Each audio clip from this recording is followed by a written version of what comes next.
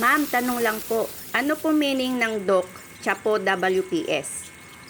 Yan po ang tanong ni boss. Kaya syempre, sasagutin ko na naman yan habang naghihinang kami dito ng mga kasama ko. Pero gusto ko muna malaman nyo, lalo na yung mga bashers ko dyan na naman, na oo, nag-training nga ako ng TESDA under EEI Corporation year back 2007, pero hindi kami nag-undergo ng lectures or yung normal na klase para sa pag-aaral ng mga fundamentals of welding na gaya ng itinuturo ng TESDA ngayon sa mga trainee nila. Kung baga, more on actual training lang kami sa pagwi-welding noon. Wala nang lecturing class. Kaya yung isasagot ko kay boss ay base lang sa mga nalaman at natutunan ko sa experience ko bilang isang matagal ng welder sa industriya. At para naman sa tanong ni boss, ang DOC ay short term ng salitang document at ang WPS o yung tinatawag na Welding Procedure Specification ay isang document na naglalaman o nagsasaad ng tamang pamantayan at pangunahing pamamaraan o procedure na dapat masunod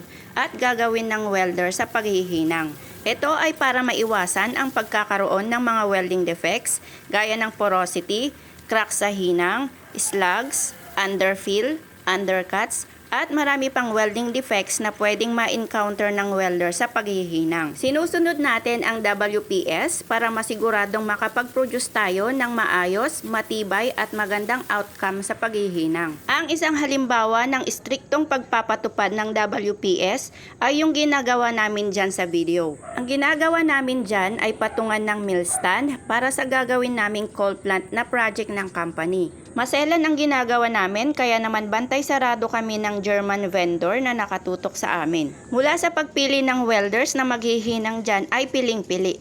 Yung talagang qualified talaga maghinang dyan. Siyempre, kasali ako. Sinigurado din niya na tama ang fit up, tama ang mga sukat, lalo na sa mga gap ng hinangin. Sinigurado din kung malinis yung hinangin, kung tama ba yung init o temperature ng bakal bago hinangin. Ganon din kung tama ba yung welding rod na gagamitin at kung naluto o pinainitan ba muna ang welding rod bago namin gamitin. Binantayan din kami habang naghihinang mula umpisa hanggang sa matapos. Tinitignan at binabantayan kami kung sabay-sabay ba ang paghihinang namin bawat joint na nakatoka sa aming mga welders at kung maayos o okay ba ang hinang namin bawat pasada.